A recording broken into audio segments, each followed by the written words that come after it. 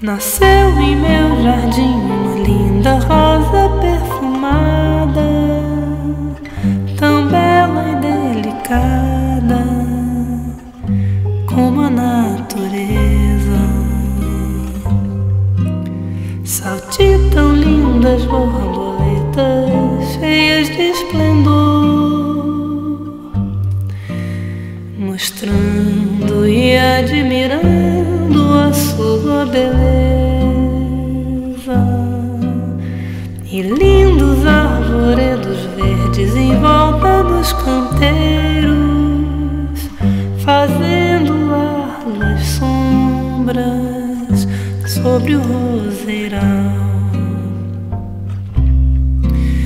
E é perfumada a primavera com todo esplendor, mostrando a natureza todo o seu valor que Deus criou. Eu não pude resistir à tentação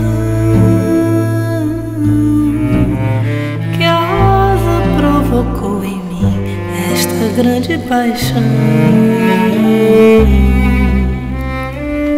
Fui ao jardim e colhi a linda flor e presenteei ao meu primeiro amor.